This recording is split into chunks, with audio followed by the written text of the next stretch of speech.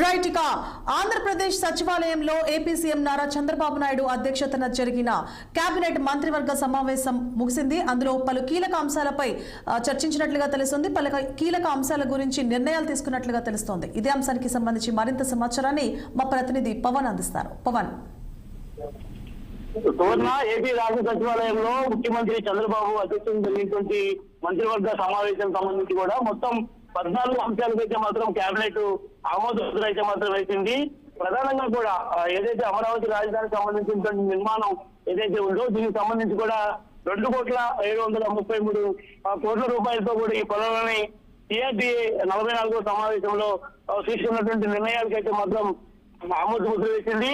మరి అదేవిధంగా చూసుకున్నట్టయితే మున్సిపల్ చట్ట సవరణకు సంబంధించినటువంటి ఆర్డినెన్స్ ఏదైతే ఉందో ఈ యొక్క ఆర్డినెన్స్ సంబంధించినటువంటి అనుమతులు వీటన్నిటికీ సంబంధించి కూడా కొద్దిసేపు క్రితమే అయితే మాత్రం ఈ యొక్క క్యాబినెట్ లో దీనికి సంబంధించినటువంటి అంశం కూడా ఆమోద ముద్ర తెలిపింది. అదేవిధంగా పిఠాపురం ఏరియా సంబంధించినటువంటి డెవలప్మెంట్ ఏదైతే ఉందో దీనికి సంబంధించినటువంటి అథారిటీలో కొత్తగా 19 పోస్టులు ఏర్పాటుకు కూడా మంత్రివర్గం అయితే మాత్రం ఆమోద ముద్ర వేసింది.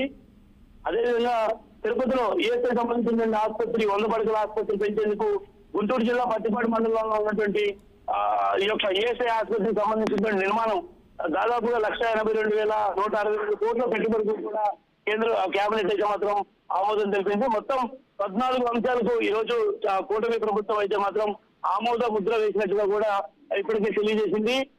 ఏదైతే రాయపట్నంలో ఉన్నటువంటి బీసీఎల్ కాకినాడకు సంబంధించినటువంటి గ్రీన్ అమోనియా ప్లాంట్ ఏదైతే ఉందో ఈ యొక్క ప్లాంట్ సంబంధించినటువంటి ఏర్పాటుపై కూడా సుదీర్ఘంగా ఈ యొక్క సమావేశంలో చర్చించారు. నంద్యాల, వైఎస్ఆర్, కర్నూలు జిల్లాలతో పాటు వివిధ జిల్లాలకు సంబంధించి కూడా సౌర విద్యుత్ సంబంధించిన ప్లాంట్లు ఏర్పాటు ఏవైతే ఉన్నాయో ఈ యొక్క ఏర్పాట్లకు సంబంధించి కూడా మంత్రివర్గం అంగీకరించినట్టు తెలుస్తా ఉంది.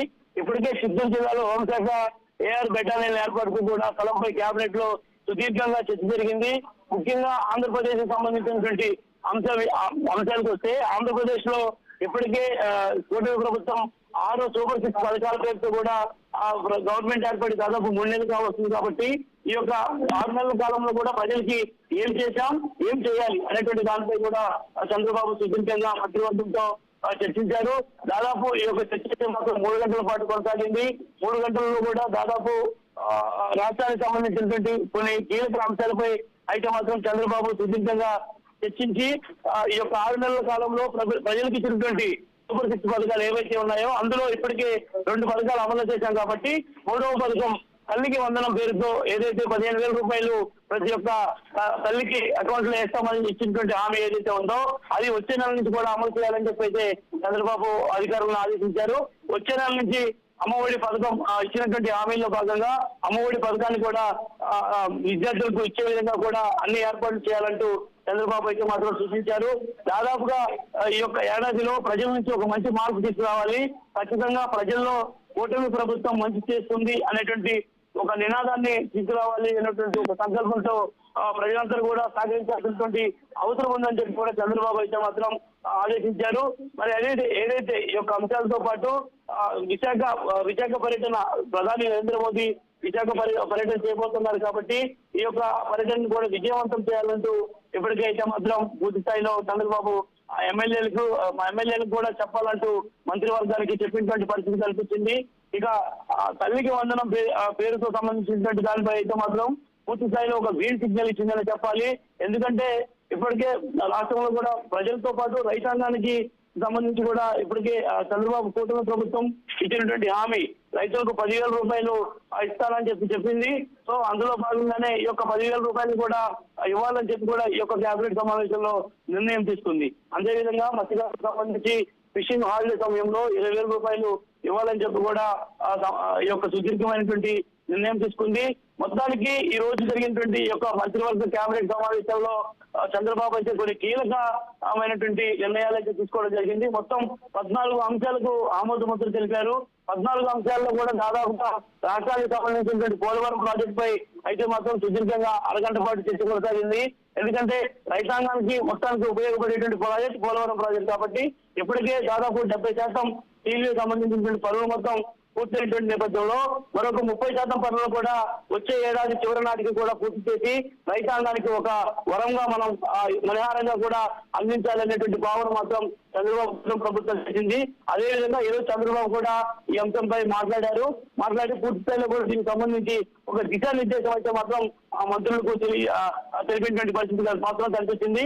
మొత్తం 14 అంశాల్లో కూడా చంద్రబాబు తీసుకున్నటువంటి కొన్ని కీలకమైన నిర్ణయాలకు డిప్యూటీ సీఎం పవన్ కళ్యాణ్ కూడా ఆమోద ముద్ర వేసే మాత్రం తెలిపినటువంటి పరిస్థితి మాత్రం కనిపించింది. సువర్ణ, పవన్ అయితే పోలవరం ప్రాజెక్ట్ కి సంబంధించి డయాఫ్రామ్ వాల్ కన్స్ట్రక్షన్ ఏదైతే ఉందో అది ఈ నెలలోనే ప్రారంభిస్తారని చెప్పారు. మరి దానికి సంబంధించి పోలవరం ప్రాజెక్టు సంబంధించి కూడా ఇవాళ జరిగిన కేబినెట్ సమావేశంలో చర్చకు వచ్చింది. మరి డయాఫ్రామ్ వాల్ కన్స్ట్రక్షన్ మొదలుపెట్టే అవకాశాలు ఉన్నాయి. అలాగే అమరావతికి సంబంధించి నిధులు తీసుకురావడం, అలాగే దాని పనులు ప్రారంభించే అంశం మీద కూడా కీలక నిర్ణయం తీసుకున్నారా?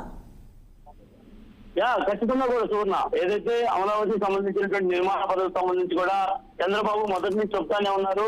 అమరావతి రాజధాని అభివృద్ధి లక్ష్యంగా కూటమి ప్రభుత్వం రాష్ట్రంలో అడుగులు ముందుకేస్తుంది.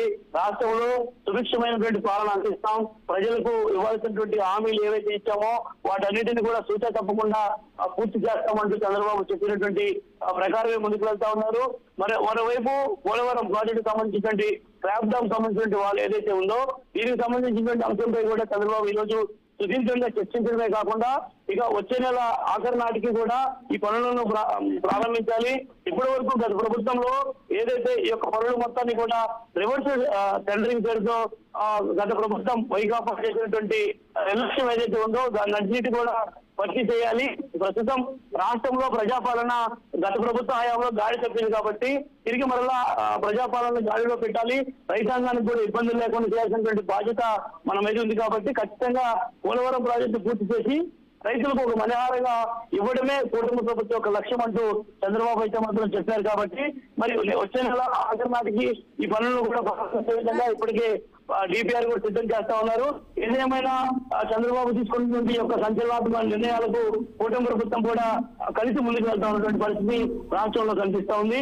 మరోవైపు జనవరి 8వ తేదీన ప్రధాని మోదీ వైజాగ్ వస్తున్నారు కాబట్టి ఇంకా ఆంధ్రప్రదేశ్ సంబంధించి కూడా కొన్ని వరాల జల్లుకు వచ్చేటువంటి అవకాశం కూడా ఖచ్చితంగా కనిపిస్తా ఉంది. Suvarna, right, thank you for the updates Pawan.